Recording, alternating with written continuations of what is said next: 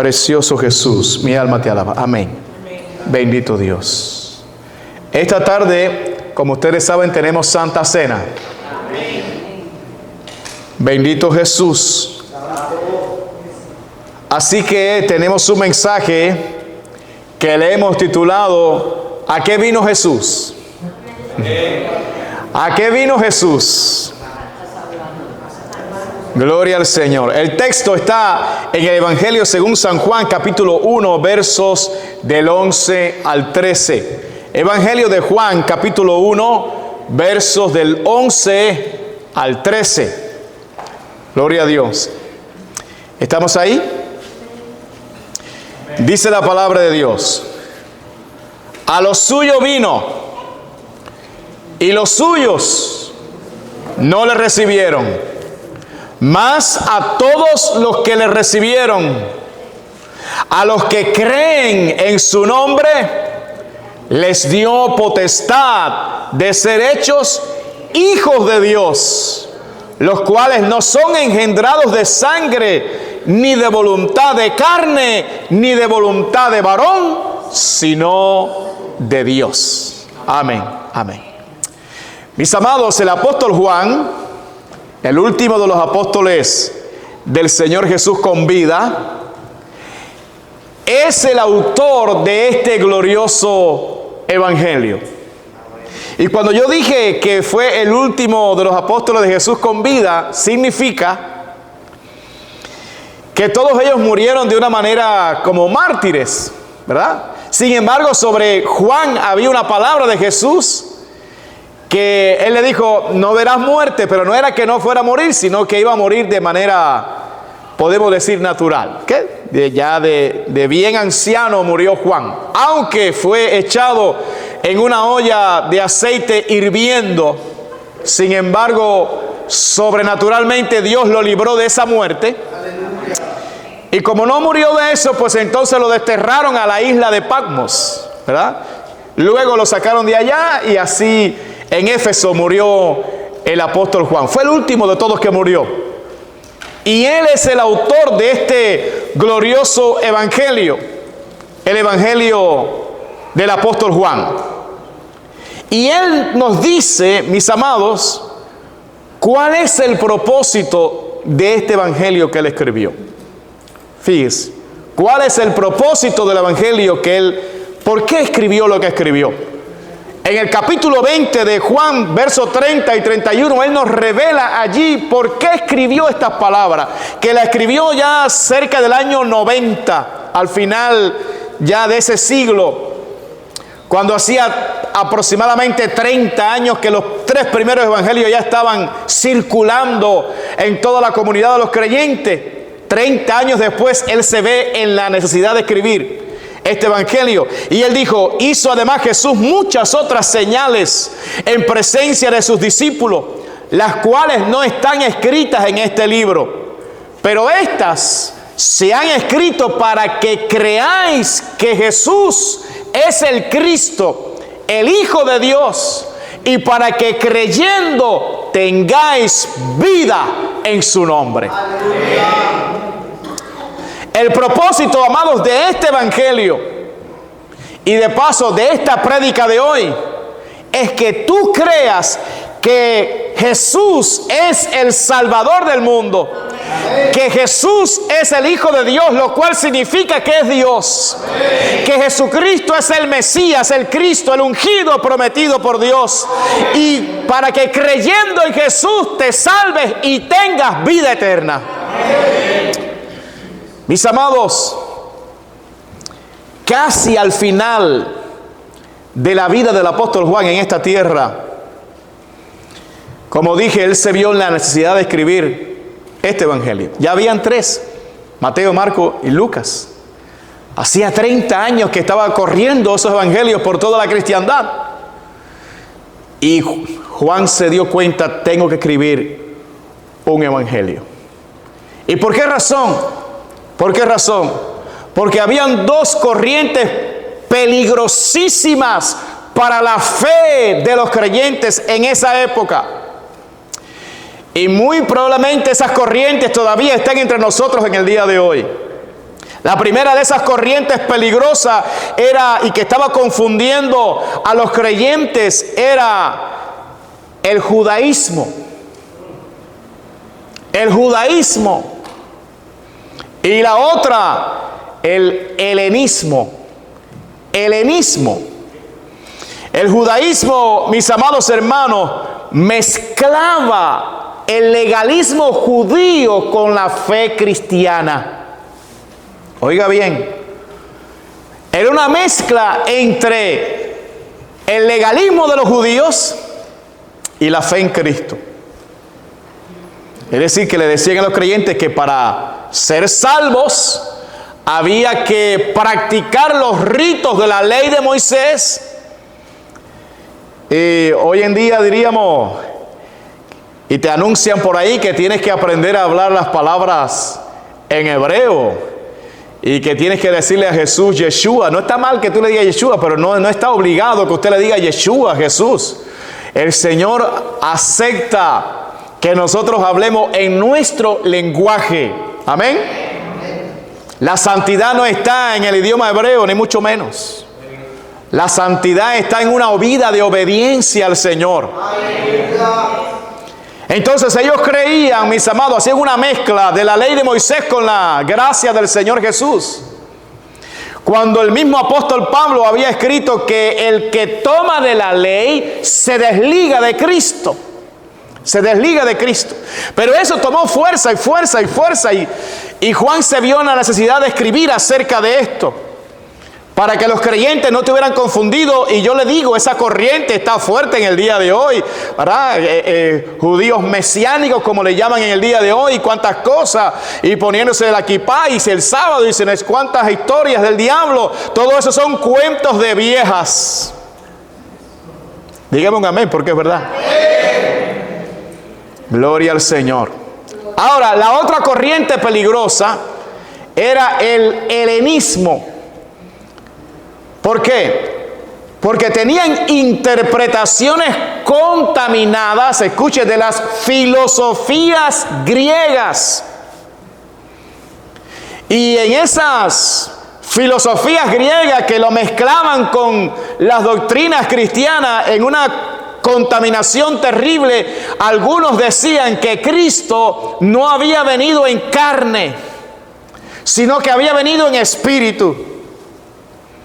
Cuando claramente el Evangelio dice, cuando Cristo resucita, dice, yo no soy un espíritu no tiene cuerpo, carne, tócame para que veas que yo soy.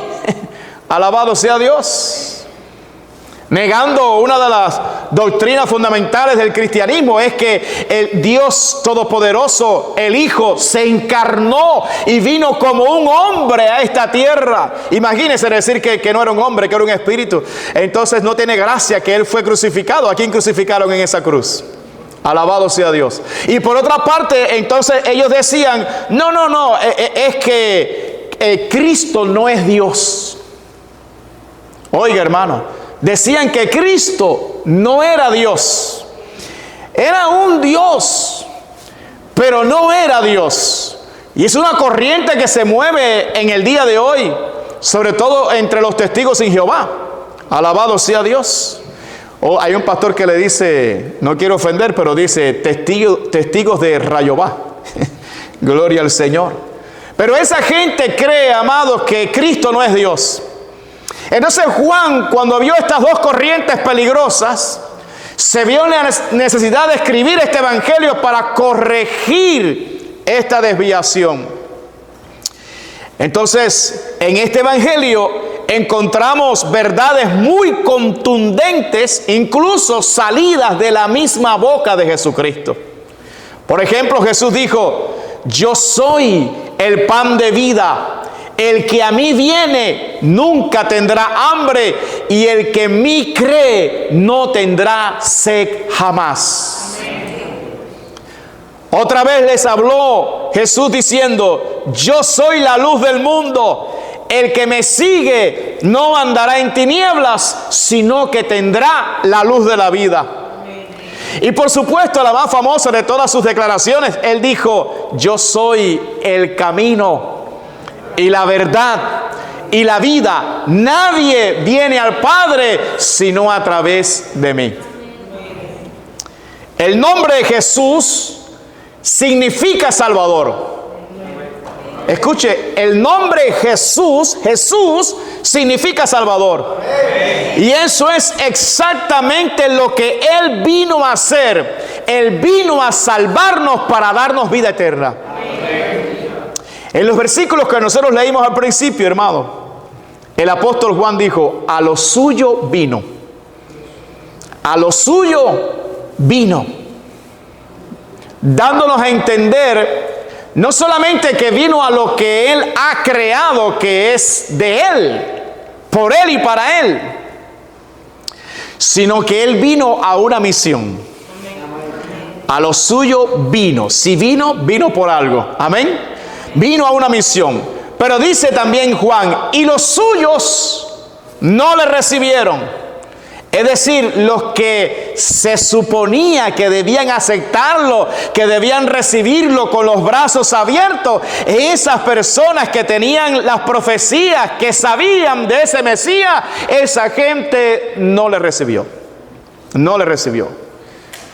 Pero Juan continúa y dice: pero a todos los que le recibieron, a los que creen en su nombre, dice, les dio potestad de ser hechos hijos de Dios. Hijos de Dios. A pesar de que aquellos que debían aceptarlo no lo hicieron, sin embargo, otros sí lo hicieron. Digamos, un remanente de ese pueblo sí lo hizo. Y ellos, por tanto, tuvieron el privilegio de ser constituidos hijos de Dios. Mire, todos somos criaturas de Dios, pero no todos somos hijos de Dios. No todos somos hijos de Dios.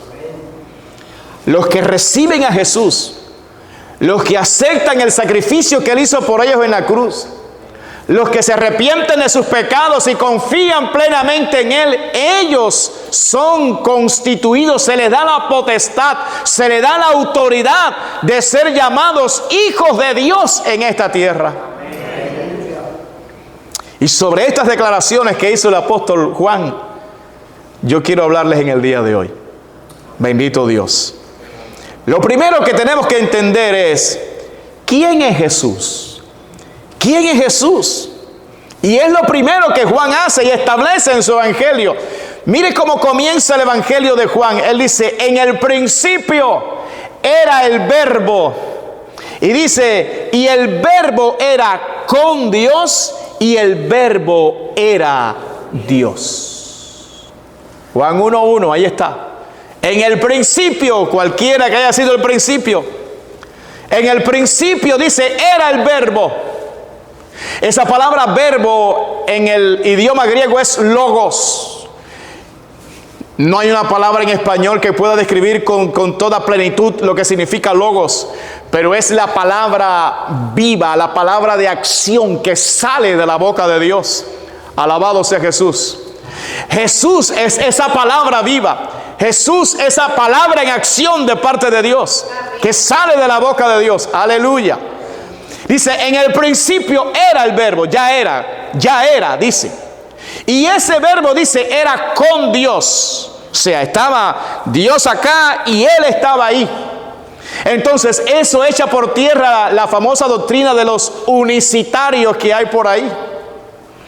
Los modalistas antiguos que dicen que Dios es una sola persona y que a veces se manifiesta como el Padre, que a veces se manifiesta como el Hijo y que a veces se manifiesta como el Espíritu Santo. Pero eso es una doctrina demoníaca, porque eso niega la Trinidad. La Biblia nos habla que son tres personas divinas y la unidad perfecta de esas tres personas es lo que nosotros conocemos como Dios. Bendito sea Jesús. Así que en el principio era el verbo, pero el verbo era con Dios. Y luego dice: y el verbo era Dios. Entonces, entendemos y procuremos saber quién era ese verbo. Ahí mismo, en ese capítulo 1, pero en el versículo 14, el apóstol Juan dice claramente quién era ese verbo. Y dice, y aquel verbo fue hecho carne. Yo creo que ya con esa expresión, todos los que estamos aquí sabemos quién era ese verbo, ¿verdad? Y aquel verbo fue hecho carne, pero mira cómo dice Juan ahora. Y habitó entre nosotros. Y vimos su gloria, dice, gloria como del unigénito del Padre, lleno de gracia y de verdad. Si yo les pregunto, ¿quién es ese verbo que se hizo carne? No hay duda. El Padre no se encarnó. El Espíritu Santo no tomó un cuerpo humano y vino a la tierra. El único que lo hizo fue Jesús. Así que ese verbo que se hizo carne, que se encarnó, que estuvo como un hombre entre nosotros, alabado sea Dios, no era otro que el mismo Jesús. Y ese Jesús nos dice en el versículo 1 que ese verbo era Dios. En otras palabras, en Cristo encontramos, mis amados hermanos, un hombre 100% hombre y al mismo tiempo 100% Dios. Y ahí donde se enreda la gente. Por eso los helenistas de esa época estaban confundidos, hermano, porque no podían entender algo que es un misterio para nosotros. Bendito sea Dios. Por eso dice Pablo allá en 1 Timoteo 3:16, dice, grande es el misterio de la piedad. Dios fue manifestado en carne, hermano. Es algo extraordinario. ¿Qué clase de poder tiene el Espíritu Santo que agarra a la segunda persona de la Trinidad y lo hace una semillita y lo plantó en el vientre de María? Gloria a Dios. Haya pues en vosotros, decía Pablo, este mismo sentir que hubo también en Cristo Jesús, el cual siendo en forma de Dios, no estimó el ser igual a Dios como cosa que aferrarse, sino que se despojó a sí mismo, tomando la forma de un ser humano. Entonces no podían entender que aquel hombre sencillo, humilde, que caminaba por Israel, era el mismo Dios. Bendito sea Dios. Los helenistas. Por eso Juan lo primero que hace es destruir esta corriente diabólica y establece claramente quién es Jesús. Jesús no es un Dios poderoso como dicen los testigos de Jehová, ni es el arcángel Miguel como dicen ellos. Jesucristo es el Dios todopoderoso, omnipresente, omnipotente, omnisapiente, que es digno de toda gloria, honra, al igual que el Padre. Gloria al Señor. Gloria a Jesús. Por lo tanto, Jesús es digno de toda adoración. Amén. Y nosotros sabemos que al único que se puede adorar es a Dios. Amén. A nadie más. Sin embargo, en Hebreos capítulo 1, cuando introduce al primogénito en el mundo, dice, adórenle todos los ángeles de Dios. Así dice Dios. Por toda la Escritura vemos que Jesús es Dios. Es claro que Jesús es Dios. Así que Él merece toda la gloria. Y al mismo tiempo Jesús se hizo un hombre. Es por eso que nosotros en los evangelios vemos que a veces hay manifestaciones de Jesús como hombre y otras manifestaciones como Dios. Cuando Él se cansaba, dormía, etcétera, cuando lloraba, todo eso lo hacía como hombre. Pero cuando Él perdonaba pecados, lo hacía como Dios. Porque ¿quién puede perdonar pecados sino solo Dios? Amén. Eso es lo que no entienden los helenistas modernos. Pero a la otra corriente, mis amados, es que Juan es tremendo. Ese capítulo 1, eso destruye por completo esas filosofías humanas y esas corrientes diabólicas. Porque ahí mismo el apóstol Juan dice algo más acerca de Jesús. Y dice que Jesús es el creador de todas las cosas. Porque dice en el versículo 3, dice, todas las cosas, oiga, todas las cosas por Él fueron hechas. Y sin Él, nada de lo que ha sido hecho fue hecho. Es decir, que Jesucristo es el creador de todas las cosas. Pero es que el apóstol Pablo va un poquito más allá. El apóstol Pablo va a Colosenses capítulo 1, verso 16, y escuche lo que Pablo dice acerca de Jesús. Dice, porque en Él fueron creadas todas las cosas, las que hay en los cielos y las que hay en la tierra. Escuche, visibles e invisibles, sean tronos, sean dominios, sean principados, sean potestades. Todo fue creado por medio de Él y para Él. Alabado sea Dios. Todo lo que existe es por Él y para Él. Gloria al Señor. Así que, mis amados, Jesucristo no es un Dios con cierto poder como dicen los testigos de Jehová. No. Jesús es el Dios todopoderoso, el creador de todo lo que existe, a quien pertenecen la gloria, la honra, la alabanza por los siglos de los siglos. Gloria al Señor. Pero escuche, Juan destruyó a los helenistas con estas declaraciones, pero ahora va por los judíos. Ese Juan era terrible. Alabado sea Dios. Y escuche lo que dijo en el verso 17 del capítulo 1. Bendito sea Dios. Dice, pues la ley por medio de Moisés fue dada, pero la gracia y la verdad vinieron por medio de Jesucristo. Amén.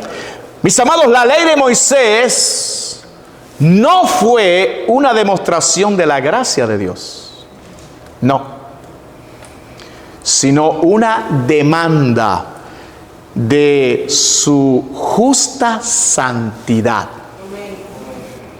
Con la ley, con esos 10 mandamientos que Dios dio, Dios estaba demandando a los seres humanos que vivieran en la perfecta justicia y santidad y rectitud de Él.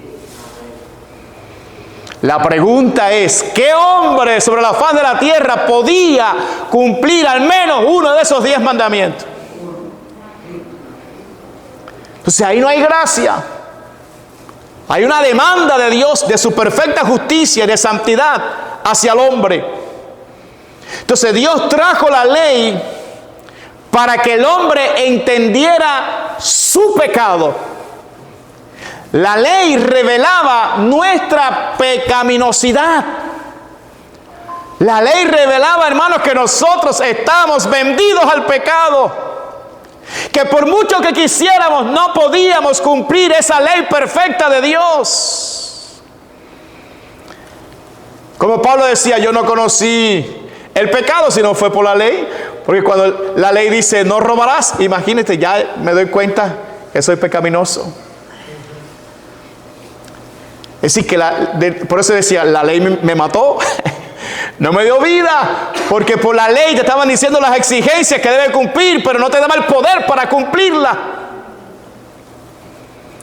Así que esa ley te decía no solamente lo mal que estabas, sino te decía que tienes una necesidad de un Salvador. La ley revelaba que teníamos necesidad de ser salvos.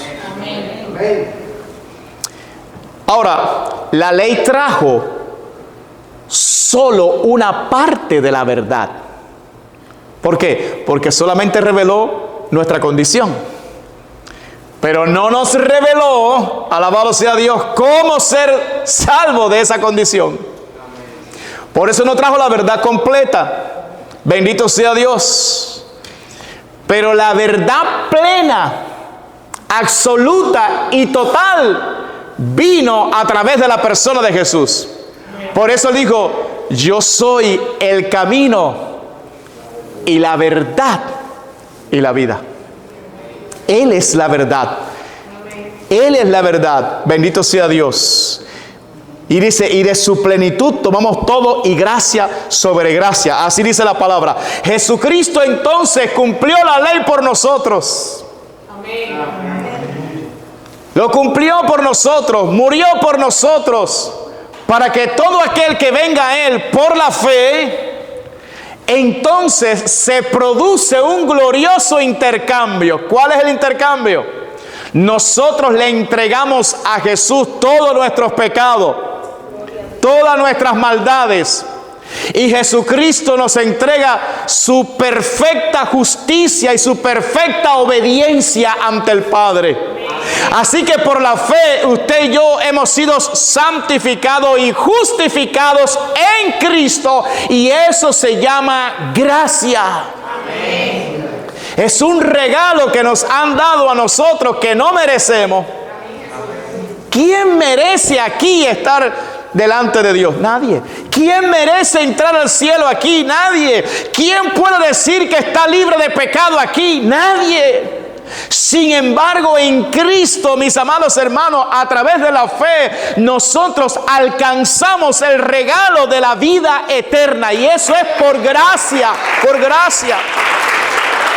Entonces, no es por Moisés el asunto. La ley solamente era un ayo, como un tutor que me llevaba de la mano hasta que llegara Cristo. Alabado sea Dios. Entonces, si tomamos de la ley, nos desligamos de Cristo. Hay que abrazar a Cristo. Amén. No hay que hacer una mezcla con la ley de Moisés. No. Hay que abrazar a Cristo por la fe. Amén. Cristo cumplió la ley por mí. Cristo cumplió todo por mí. Alabado sea Dios. Y a través de la fe, delante de Dios, es como si yo hubiera cumplido también. Amén. Eso es gracia.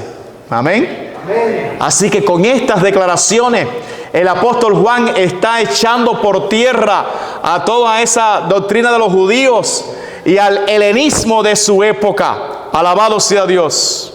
Pero fíjense que el apóstol Juan dice, a lo suyo vino. A lo suyo vino. Es decir, que el verbo, ese verbo que es Dios Todopoderoso, la luz verdadera que alumbra a todo hombre, el creador de todas las cosas, vino a lo suyo. ¿Y qué significa esa frase? Que vino a lo que Él creó, a lo que le pertenece, que es de Él. Él vino. Alabado sea Dios. Pero la pregunta es, ¿y a qué vino? ¿A qué vino? Y en este evangelio el apóstol Juan nos aclara para qué vino Jesús a este mundo. ¿Para qué vino? En el capítulo 12, verso 47 de este evangelio, no lo busquen, dice Jesús, porque no he venido a juzgar al mundo, sino a salvar al mundo.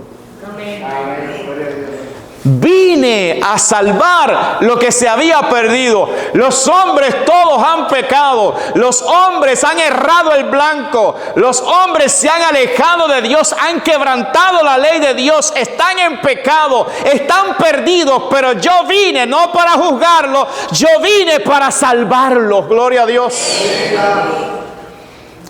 Qué grande Jesús. ¿A salvarnos de qué? En primer lugar, de nuestro pecado. A salvarnos de nuestras mentiras, de nuestras codicias. A librarnos del enojo, de la ira, de la amargura, de la borrachera, de las orgías.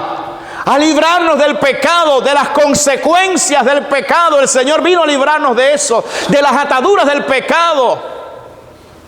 Cristo vino a librarnos de eso. Pero también vino a librarnos de la ira venidera.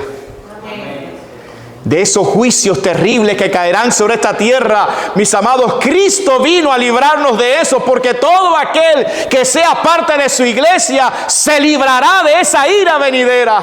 Amén. Antes de que esa ira caiga sobre la tierra, los hijos de Dios volarán al cielo y estarán allá en las mansiones que Él ha preparado para nosotros, celebrando las bodas del Cordero, mientras los juicios caen sobre esta tierra. Así que Cristo es un poderoso Salvador, hermano.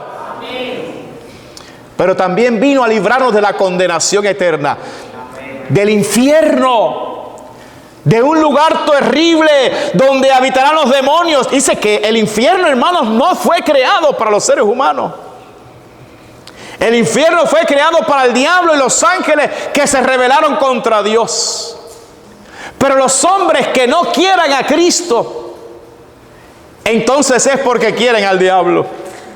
Porque no hay 3 ni 4 señores, solo hay 2 señores que están velando por las almas de los hombres. Uno es el diablo y el otro es Jesucristo. O estamos en las manos del diablo o estamos en las manos de Jesucristo. Todo hombre que rechace a Jesús está escogiendo voluntariamente ser siervo del diablo e irse a la condenación del diablo, que es el infierno. Cristo nos libra a nosotros de la condenación del infierno. Bendito sea Dios.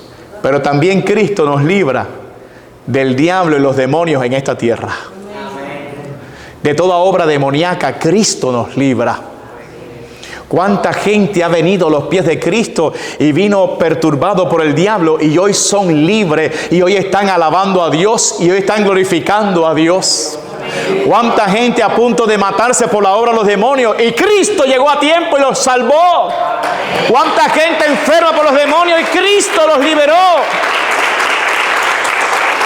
Gloria a Dios. Pero hay otro versículo que Juan dice algo aparentemente contradictorio, porque ahora dice que había dicho Cristo no vino para juzgar sino para salvar. Pero en el capítulo 9, donde el Señor sana a un ciego de nacimiento, en el versículo 39 Jesús dijo: para juicio he venido a este mundo, para que los que no ven, vean, y los que ven, sean cegados. Jesús sana a un ciego de nacimiento y están los fariseos amargados porque Jesús sanó a ese hombre en el día de reposo. Y en medio de ese contexto del hombre que estaba ciego físicamente hablando y ahora ve, y otros que sí veían físicamente pero que espiritualmente estaban totalmente ciegos, es que Jesús pronuncia esta frase, lo dice: para juicio yo he venido a este mundo, para que los que no ven, vean, y los que ven sean cegados. Alabado sea Dios. En otras palabras, mis amados, Jesús vino a salvar. Claro que vino Jesús a salvar. Lo dice claro la Biblia. Porque de tal manera amó Dios al mundo, que ha dado a su Hijo unigénito, para que todo aquel que en Él cree no se pierda, mas tenga vida eterna. Ahora el próximo versículo dice: porque no envió Dios a su Hijo al mundo para condenar al mundo, sino para que el mundo sea salvo por Él. Amén. Es decir, que no vino para condenar, no vino para juzgar, vino para salvar. Pero ahora aquí dice: para juicio yo he venido. Entonces, ¿qué significa esto, hermano? Significa que Él vino a salvar, pero si tú rechazas el plan de salvación, si tú rechazas a Jesús, entonces lo que era para salvación se te convierte en condenación. Entonces el Salvador se te convierte en tu juez. Y Cristo, mis amados, está aquí hoy para decirte: yo no quiero ser tu juez, yo quiero ser tu Salvador. No te quiero condenar, yo te quiero salvar. Bendito sea Dios. Entonces, las palabras de Jesús, los hechos de Jesús, la vida de Jesús se puede convertir en un juicio para aquellos que lo rechazan. Pero para aquellos que le amamos, que abrimos el corazón, nos entregamos a Él, es nuestro Salvador. Amén. ¿Para qué vino Jesús a este mundo? Bueno, el ladrón no viene sino para hurtar, matar y destruir. Y dice Jesús: pero yo he venido para que tengan vida y para que la tengan en abundancia. Amén. Yo he venido para sacarte de la desesperación en que estás. Yo he venido para cambiar tu lamento en gozo. He venido para sacarte de ese estrés en que te encontrabas por el diablo y llevarte a la paz gloriosa que solamente yo puedo dar. He venido para quitar las enfermedades y sanarte. Para eso, para darte una vida abundante. Porque es que todo aquel que está en Cristo y conoce a Dios, entonces tiene la vida.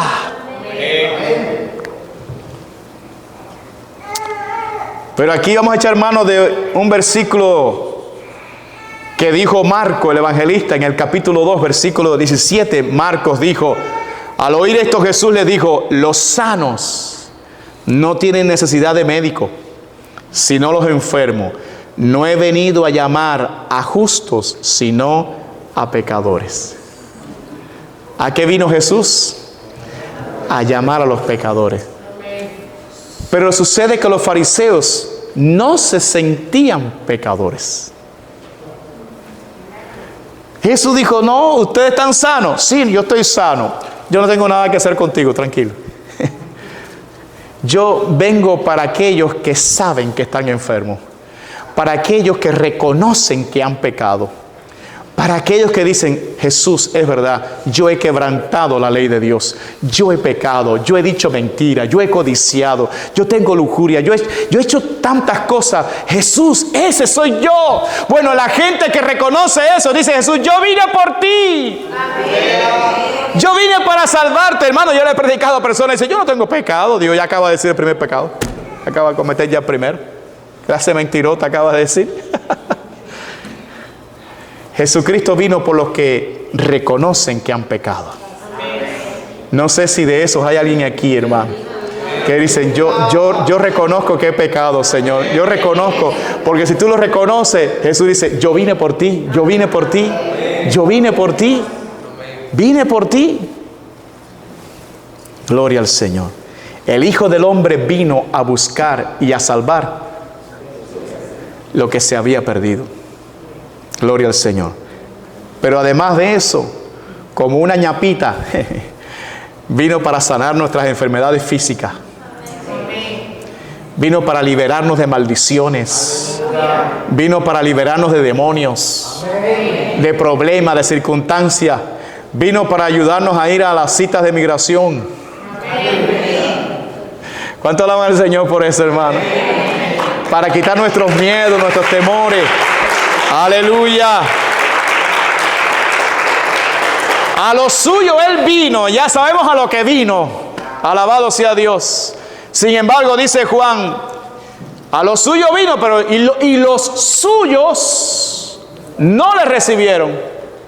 ¿Y quiénes son los suyos aquí? Bueno, el pueblo de Israel. Los judíos. ¿Por qué? Porque ese fue un pueblo que Dios mismo creó. Dios llamó a Abraham de Ur de los Caldeos, un hombre que era idólatra, hermano.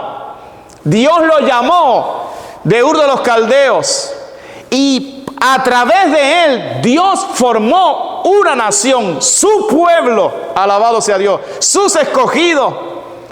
Le dijo, sal de tu tierra y de tu parentela a la tierra que yo te mostraré y haré de ti, dice, una nación grande y te bendeciré y serás bendición. El que te bendijere, yo lo bendeciré, y el que te maldijere, dice, yo lo maldeciré. Entonces, por causa de esa palabra, yo no sé cómo la gente podrán decir lo que quieran, pero yo bendigo a Israel.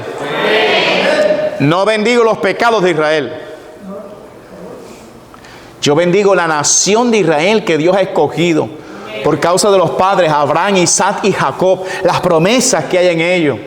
Alabado sea Dios. Yo bendigo a Israel y oro por la paz de Jerusalén. Así dice la Biblia y yo lo hago. Jamás me van a ver a mí entre aquellos que maldicen a Israel. Jamás.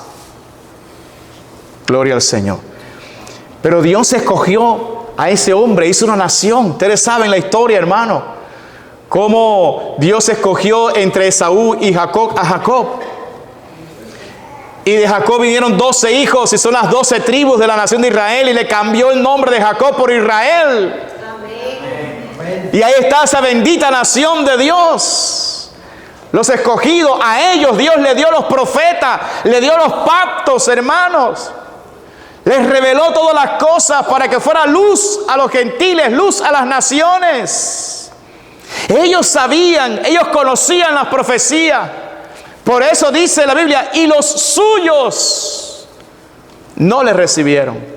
Eso fue lo que pasó cuando Cristo vino, cuando su Mesías vino a esta tierra. Ustedes recordarán que vinieron los magos del oriente, porque una estrella los guió. Y cuando llegaron a Herodes, dice, ¿dónde está el rey de los judíos que ha nacido? Porque su estrella hemos visto en el oriente y venimos a adorarle. ¿Cuál fue la reacción no solamente de Herodes, sino de Jerusalén? Dice, se turbaron. ¿Y ustedes creen que fueron a buscar al Mesías? No. Esa nación, lamentablemente la nación de Dios, desechó al Mesías. De tal manera que el profeta Isaías, 700 años antes de la venida de Cristo a la tierra, escribe una profecía de lo que iba a ser ese pueblo escogido de Dios con su Mesías. Oiga, 7 siglos antes ya estaba profetizado lo que ellos harían cuando Cristo apareciera en la tierra. Y eso está en Isaías 53, versos 3 al 7. Mire lo que escribe aquí el profeta. Dice, despreciado y desechado entre los hombres, varón de dolores, experimentado en quebranto, y como que escondimos de él el rostro, fue menospreciado y no lo estimamos. Ciertamente, o sea, esta es la verdad, ciertamente llevó él nuestras enfermedades. ¿Qué fue lo que llevó? Ese asunto en la columna, ese asunto en los huesos, todo eso lo llevó Jesús. Amén. Esa enfermedad la llevó Jesús. Cualquiera como se llame, Jesús la llevó. Ciertamente llevó él nuestras enfermedades y sufrió, dice, nuestros dolores. Ay, nosotros le tuvimos por azotado, por herido de Dios y abatido. ¿Qué fue lo que pensaron ellos? Este es un desechado de Dios. Mas él herido fue por nuestras rebeliones, molido por nuestros pecados. El castigo de nuestra paz fue sobre él, y por su llaga fuimos nosotros curados. Todos nosotros nos descarriamos como ovejas, cada cual se apartó por su camino, mas Jehová cargó en él el pecado de todos nosotros. Angustiado él y afligido, no abrió su boca.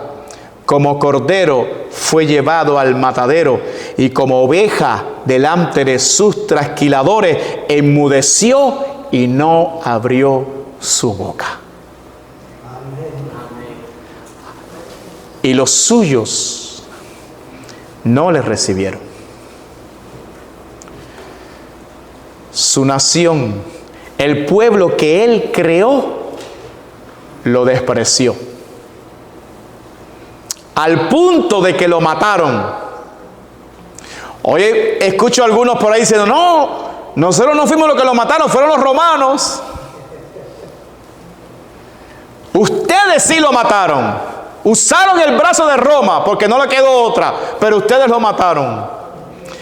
Si no, cheque lo que el mismo apóstol Pedro en su discurso de Hechos capítulo 2 le dijo, dice, ustedes mataron a Cristo, ustedes. Ay, ¿qué haremos? Ahora están diciendo que no fueron ellos que lo mataron.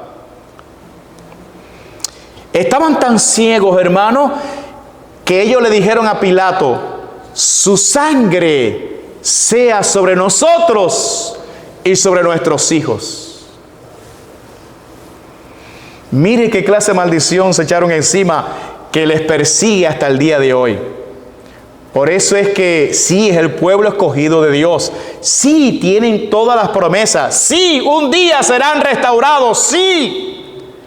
Pero hoy en día, mis amados, están lejos de Dios. Y están sufriendo todo lo que están sufriendo y padeciendo todo lo que padecen por causa de que ellos crucificaron al Mesías y dijeron: su sangre sea sobre nosotros y sobre nuestros hijos. Imagínense. Tremendo. Fue por eso que Jesucristo, cuando iba entrando por última vez a la ciudad de Jerusalén, Él lloró. Fue por eso que lloró. Y fue un llanto, según describe esa palabra griega ahí, fue un llanto desgarrador. Fue un llanto donde gritó como un niño sin consuelo. Jesús llorando a lágrimas vivas, delante de una multitud, llorando. Y dijo: oh, si a lo menos supieras en este día lo que es para tu paz, mas ahora está encubierto de tus ojos. Porque vendrán días, dice, no has conocido el tiempo de tu visitación. Porque vendrán días sobre ti en que tus enemigos te rodearán con vallado y te sitiarán y te estrecharán por todas partes y te derribarán a tierra, a ti y a tus hijos dentro de ti, porque no conociste el tiempo de tu visitación. Eso Jesús lo dijo llorando, hermano. Gloria a Dios. Alabado sea Dios. A los suyos vino y los suyos no le recibieron. Pero aunque la nación de Israel le dio la espalda a su Mesías, sin embargo, no todos en Israel lo hicieron. No. Hubo un remanente en esa nación que sí le recibió. Por eso el apóstol Juan dijo: mas a todos los que le recibieron, a los que creen en su nombre, les dio potestad de ser hechos hijos de Dios, los cuales no son engendrados de sangre, ni de voluntad de carne, ni de voluntad de varón, sino de Dios. Amén. Hubo gente que sí les recibió. Ellos creían que por nacer en Israel ya eran salvos. Pero Jesús le aclara a Nicodemo: no, si tú no naces de nuevo, tú no puedes ver el reino de Dios. No es una religión lo que te salva, ni nacer de Israel. Sí, la salvación viene de los judíos, pero los judíos no son la salvación. La salvación es Cristo. Hubieron israelitas que sí creyeron en Jesús, y a esos Dios le dio la facultad de ser llamados hijos de Dios. Hijos de Dios. Y todo aquel que cree en Jesús, que recibe a Jesús, Dios le da la facultad de ser llamado hijo de Dios. Es el título más grande que un ser humano pueda recibir en esta tierra: hijo de Dios.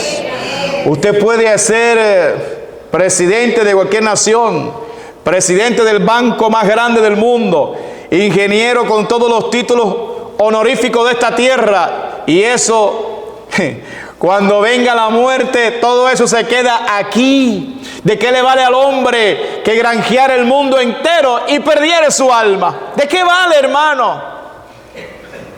El único título glorioso que te sirve por toda la eternidad es ser hecho hijo de Dios. ¡Aleluya! Y escuche, los hijos de Dios no son engendrados por voluntad humana. No es porque tú quieras ser hijo de Dios. No, son engendrados de Dios.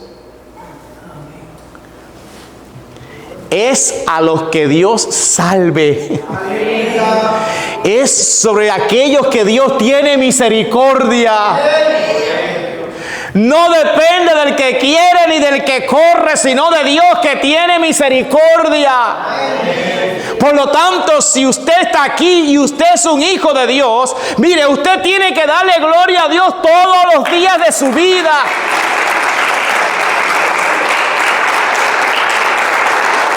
¿Cuánta gente, hermanos? ¿Cuánta gente que quizás en la moralidad de este mundo son mejores que nosotros? ¿Cuánta gente son más capaces que nosotros en este mundo? Sin embargo, no son hijos de Dios. Porque dice la Biblia que a lo necio del mundo, a lo vil, a lo menospreciado, a lo que no es, a eso fue lo que Dios escogió. Amén. Así que, mire hermano, el privilegio más grande lo tenemos usted y yo. Amén. Es un privilegio que el Dios del cielo se haya fijado en nosotros y nos haya traído a los pies de Jesús. Amén. Porque dice Jesús, todo lo que el Padre me da, vendrá a mí. Y el que a mí viene, yo no lo echo fuera. Gloria a Dios. ¿Por qué estamos aquí hoy? Porque el Padre se fijó en nosotros, tocó nuestro corazón y nos trajo a Cristo para que fuéramos salvos. Por eso somos salvos, por eso somos hijos de Dios, hermano. ¡Qué privilegio! No, pero ¿usted cree que fue usted por su voluntad que usted vino aquí? No. Ningún hombre quería venir a Dios. Ningún hombre podía venir a Dios. Todos éramos esclavos de nuestros pecados y concupiscencias. Todos estamos muertos en nuestros delitos y pecados. Pero estando en esa condición, Dios nos dio vida. Amén. Por gracia somos salvos, hermano. Por la gracia de Jesús. No porque usted hizo una oración un día y no porque usted cree que vino. No. Ninguno quería venir. Jesús se lo dijo a los fariseos: y no queréis venir a mí para que tengáis vida. Así éramos nosotros. No queríamos estar aquí. Dios nos trató para que estuviéramos aquí hoy. Y gracias que Dios nos trató. Gracias que tuvo misericordia de nosotros, hermano. Gracias que tuvo... Yo no sé cuántos agradecen a Dios esta tarde, hermano. Dicen, gracias, Señor, gracias. Gracias, Señor. Fijaste tus ojos en mí, Señor. ¿Qué vistes en mí? Nada bueno. Nada. ¿Usted cree que nosotros éramos mejores que los que están allá afuera? No. Absolutamente no. Ya le digo, probablemente haya gente allá afuera más buena que nosotros. Y no están aquí. Porque Dios dijo, tendré misericordia del que tendré misericordia. Seré clemente para con el que seré clemente. Dios tuvo misericordia de ti. Dios te salvó. Amén. Aleluya. Gloria al Señor. Es que solo hay dos opciones, hermano. Dos opciones. Los que rechazan a Jesús y los que aceptan a Jesús. Los que deciden si Jesús va a ser su juez o si Jesús va a ser su Salvador. Amén. Yo doy gracias al Señor que Él cambió mi corazón. Cambió mi corazón de piedra y me puso un corazón de carne para que yo pudiera ver a Jesús. Amén. Yo no sé cómo fue con usted, pero conmigo fue así. Amén. Que Él cambió mi corazón de piedra para que yo pudiera ver la belleza de Jesús, para que pudiera rendirme a Cristo. Todos los que Dios los trató y les cambió el corazón y los trajo a Jesús, póngase de pie.